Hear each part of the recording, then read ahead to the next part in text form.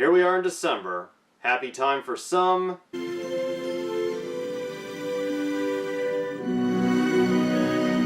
Depressing for others. Last year I reviewed the extremely controversial Christmas-themed slasher film of the 80s, Silent Night, Deadly Night. A film that was so controversial upon release that it got pulled from theaters after only 2 weeks due to the bitching and moaning of over-concerned parents groups that lacked any backbone. The movie that shocked America, outraged Hollywood, and frightened the government. The movie they tried to ban. You've read about it. You've heard about it. Now you can see it in all its terrifying horror. And it's actually a pretty damn good horror film. It's a very well done slasher movie, while also being surprisingly deep on a psychological level, and features one of the most sympathetic slasher villains of the 80s you will ever see. And despite a very frustrating and a little disappointing ending, the film did end on a pretty sweet cliffhanger. Naughty.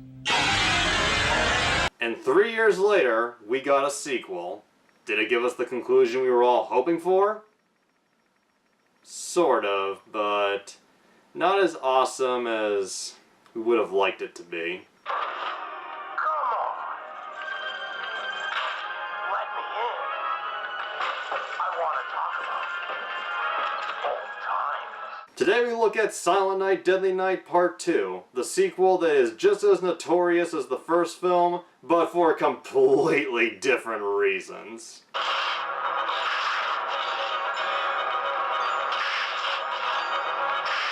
Silent Night, Deadly Night Part 2 is one of those sequels that's so bad, it's in the same category as Howling 2, Your Sister is a Werewolf. Now, to understand why this film is so bad, we gotta go back to the pre-production days. Apparently, the producers of the original Silent Night, Deadly Night were interested in recutting the first film, inserting 1 or 2 new scenes to make the whole film seem like it was the ravings of some patient in an insane asylum. And for this, they hired director Lee Harry, whose only other real notable credit is the martial arts film Street Soldiers from 1990. Harry worked with a small staff of writers to come up with new scenes, and they just kept coming up with new and new ideas, apparently.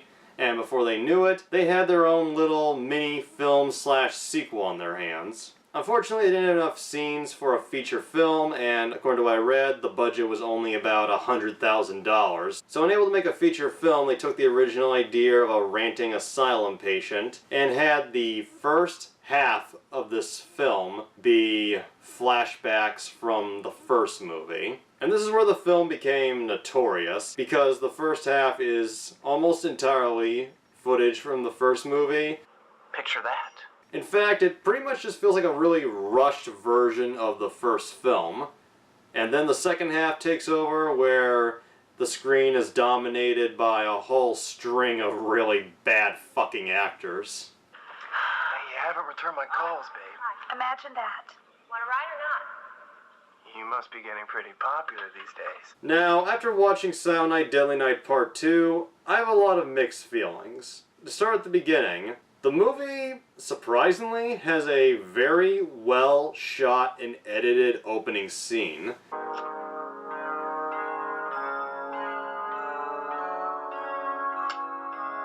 There's impressive cinematography by Harvey Jenkins, very well composed music by Michael Armstrong that almost has a Tangerine Dream feel to it, and I was surprised to find this is the only film he ever did music for.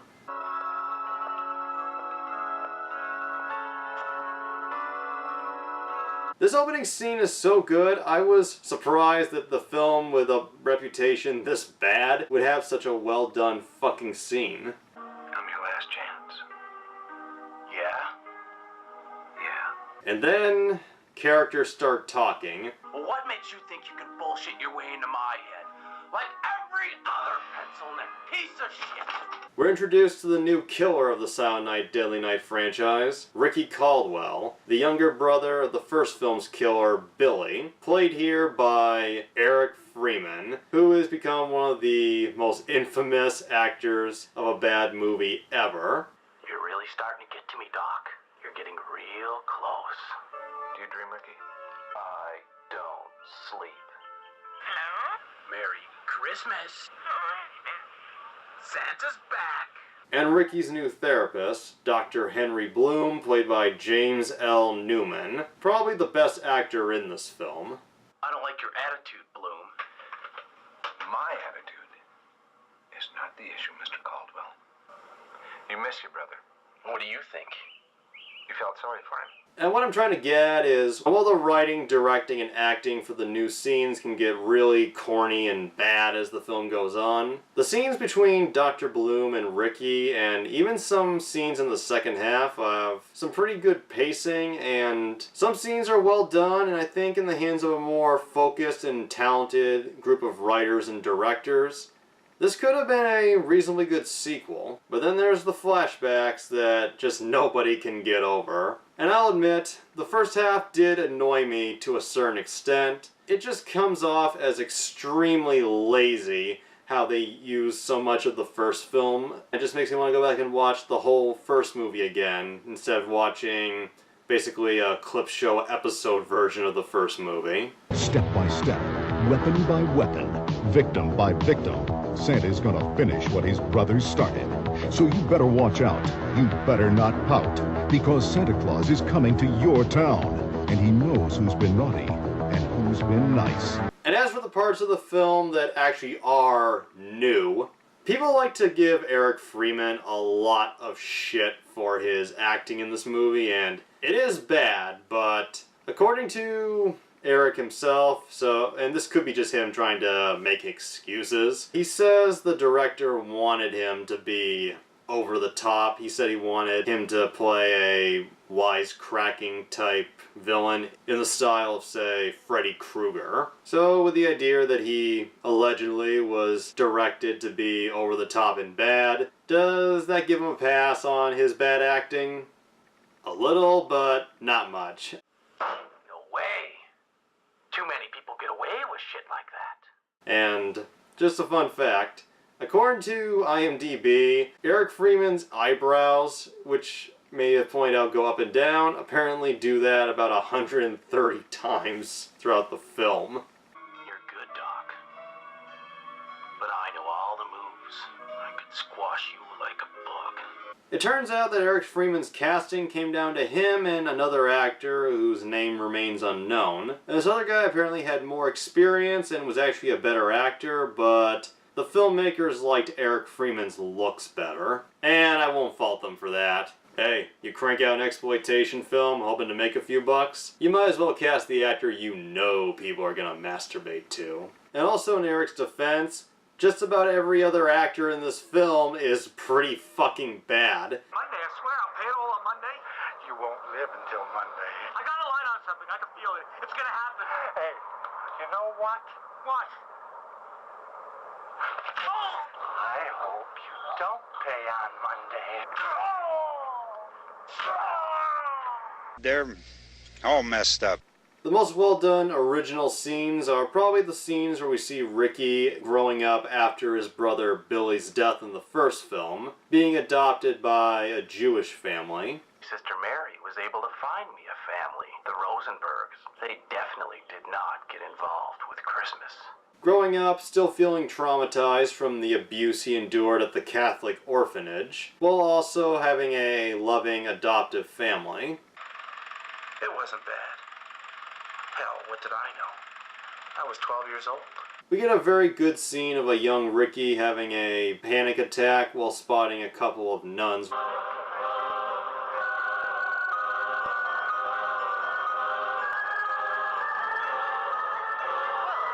Your chair absorbs urine, right? Then we get a segment with a teenage Ricky, played by anime voice dub actor Daryl Gilbo, who, after the death of his adoptive father, is taking a walk through the woods, where he encounters a couple having a picnic. And we see the boyfriend, Eddie, played by Randall Boffman, trying to get the girlfriend, Paula, played by Joanne White, to have sex. She doesn't want to, and he straight up tries to rape her. And then he hits her and says, Fuck this. I'm getting a bear, but only And Ricky, triggered into having flashbacks by what he just witnessed, gets in the couple's car and, in the first of many goofy kill scenes, kills Eddie by running him over repeatedly with the truck. If only we had gotten a bit more gore, but it is a very funny scene. And after seeing Ricky just go full Death Race 2000 on her attempted rapist boyfriend, Paula looks at him and says, Thank you. I guess she saw the first Silent Night, Deadly Night and saw what the woman who got saved from being raped in that film did. You're crazy! Get the hell away from me! And she thought, I'm not going out like that, dumb bitch. And the next flashback features Eric Freeman finally playing Ricky in action, even though it's only supposed to be 1 year after the running over of the rapist scene. We see Ricky is now working as a busboy at some restaurant, it seems. And we get possibly, if not the most ridiculous death scene in the film. Ricky sees a loan shark, played by Frank Novak, savagely beating someone who owes him money. What are you looking at, kid? He kills the loan shark by lifting him up because apparently he's a fucking Marvel superhero, and he impales him with a fucking umbrella.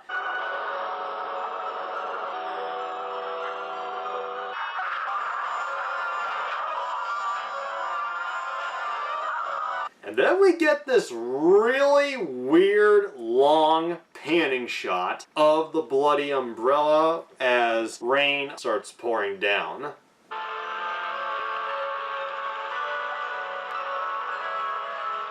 I don't get it. Bloom then asks Ricky about someone named Jennifer. She's the only thing I ever cared about. He says they bumped into each other, literally.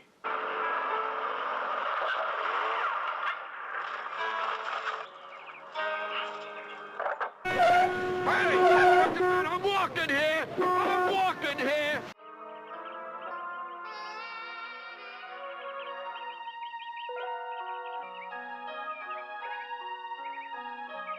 And we get a not that impressive, but still reasonably well shot sex scene between the two.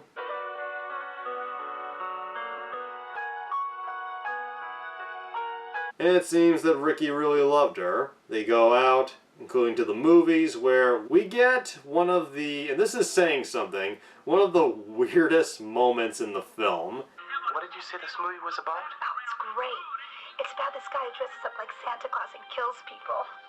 What? And if that wasn't meta enough, the footage playing is from the first film. It's the convenience store robbery scene. I'm holding you up, asshole.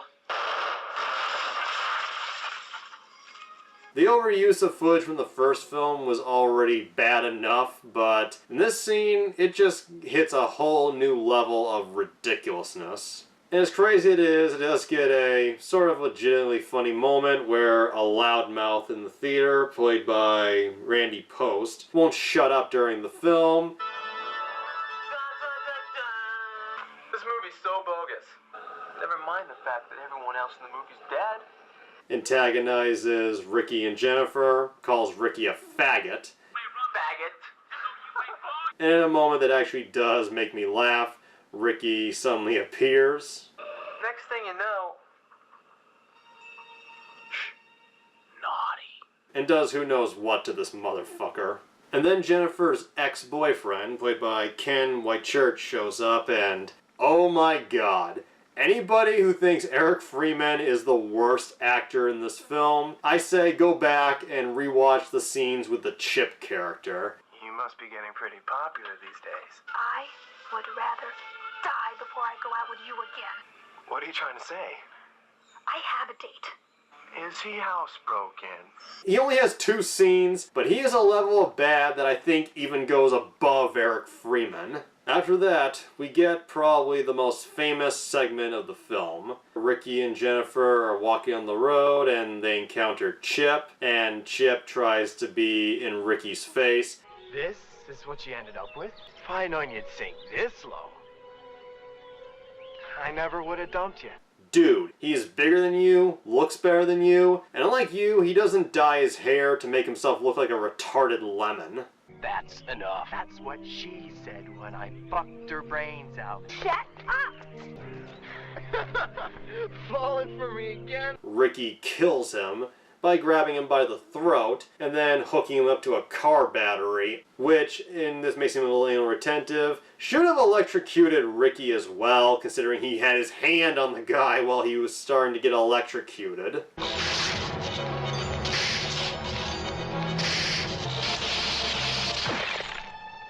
And once again, a little similar to the woman who got saved from being raped in the first film. What are you doing? Are you out of your mind? Punish! Uh-oh. Run, bitch! Ricky kills her with a car antenna, pretty much shattering that perfect relationship they had. And then a cop shows up and... I know how to use this. Sure. Why not? Ricky goes on a rampage throughout the neighborhood, shooting just about anybody he comes across, leading to the most famous moment of this movie, where I'm pretty sure the majority of people who saw it on YouTube didn't see the full film, but they know this scene. Garbage day! Huh? No! The original upload clip has over 7 million views at this point. What can you say? Stupid goes viral. And then we get more of him on his rampage. The only person who doesn't get killed is a little girl riding her tricycle. Excuse me, mister. That's okay.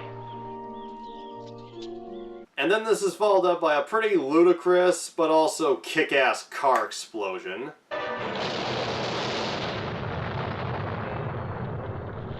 And then another very unrealistic face-off between Ricky and the cops, where the cops actually make Eric Freeman look good. No!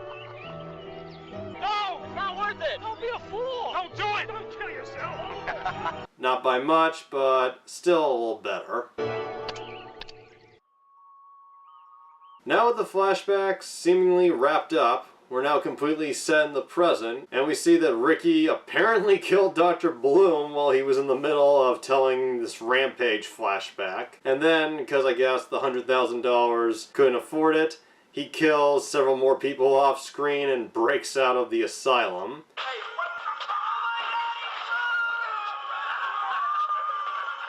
And then he heads off to kill Mother Superior. Santa's back. As I said earlier, the first film ended with a cliffhanger where, while we didn't get to see Billy butcher Mother Superior, it was left on a note that implied that Ricky would do it. And does it happen? You are being very, very naughty. Naughty this! We do get that, but it's not as satisfying as I would have wanted it. We're told that Mother Superior apparently had a stroke and she now lives alone.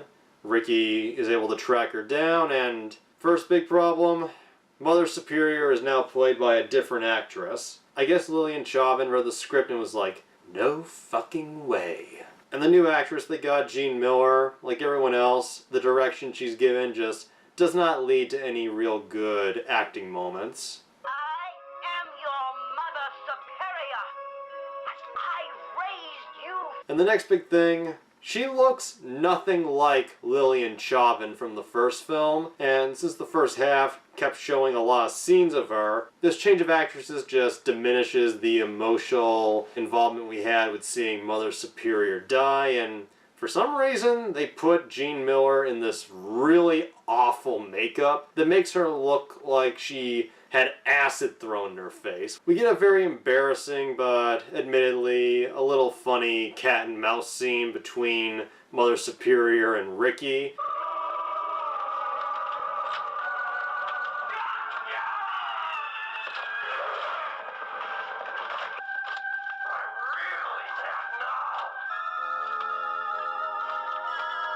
And just the fact that this old shriveled up bitch in a wheelchair is able to outrun Ricky, outmaneuver him, and even though she falls down a flight of stairs and apparently has a second wheelchair on the bottom floor, she's still able to outrun him and get away for the most part. I'll give Jean Miller this. She is trying to be the same level of just wanting to see her die despicableness that Lillian Chauvin played in the first film, but it just doesn't have the same impact. And when Ricky finally catches up to Mother Bitch Superior, we don't even get to see him fully butcher her up. Him cutting her is completely off fucking screen. So, yeah, we're robbed on so many goddamn levels. I feel like I've been stabbed in the heart. The final scene, we see Mother Superior, like, she's sitting there, and when the cops and this other nun, Sister Mary, played by Nadia Wynn, show up, and they touch her. You all right? Apparently, cutting off a human head does not result in blood going everywhere.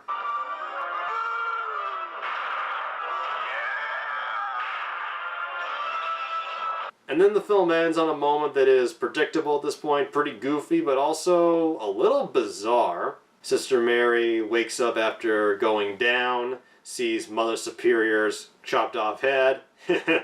I can't help it, it's funny. Ricky wakes up, apparently he's now a Michael Myers type slasher villain, and we see this shot of a Santa glove with a knife coming at the camera.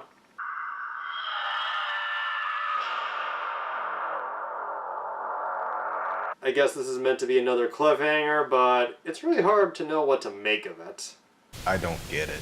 And then we got 3 more Silent Night, Deadly Night sequels, along with a remake in 2012. And Eric Freeman, after doing a few small roles in television, apparently disappeared completely, to the point that for years people wondered, where the fuck did he go?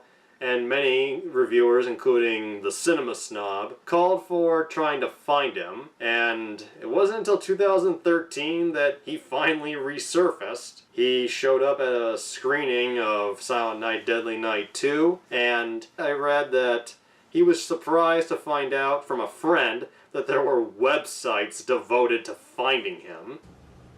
I'm prepared to scour the earth for that motherfucker. Eric has a friend named Damon Michaels with a YouTube channel, and Damon is pretty much devoted to Eric and his legacy. And he revealed in a video a few years ago that Eric has written a script for a sequel to Silent Night, Deadly Night 2 specifically. Unclear if it will do the Halloween 2018 thing of ignoring all the other sequels. But it's apparently stuck in development hell at the moment, and I have no fucking idea just how good this idea would be, but I think it would be enjoyable at the least. Eric and Damon did a funny little video where, because people were assuming that Damon, who was appearing on camera, was Eric, where they appear together, and Damon, as a skit, claims he's Eric Freeman, and the real Eric calls him out for stealing his identity and trying to sell his script. Look, I was kind enough to give you a copy of that script. Without permission, you make a video, and then you assume my identity. And they try to sell who's the real Eric by having a Garbage Day face-off. Garbage day! Garbage day! Garbage day! Garbage day! Garbage day! And Eric also seems to be a pretty skilled guitarist who really knows how to shred.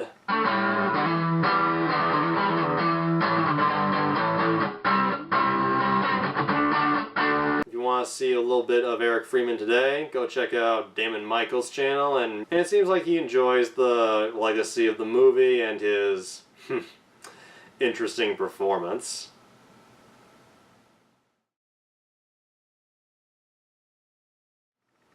So, at the end of the day, do I enjoy Silent Night, Deadly Night Part 2? The first half is, once again, a bit annoying, which is how much of the first film it reuses, but the second half is pretty enjoyable, once again on a so bad it's fun level. And I did laugh. At the end of the day, if you're a bad movie buff, it can be an enjoyable experiment. Just be sure you bring a lot of whiskey. And if you really love the first film and are not a bad movie buff, then this might piss you off, but as long as you don't take it too seriously, I think there can be some enjoyment in it. If you're brave enough to check out Silent Night, Deadly Night Part 2, I wish you the best, and if I had to give this movie a rating out of 10 on the production scale, probably a 3.8, and on the unintentionally enjoyable scale, probably a 6.8. Hey, I said it was unintentionally funny. I didn't say it was the best bad movie ever. And I'll see you all soon with another review of a Christmas-themed horror film from the 80s, although this one will be much better.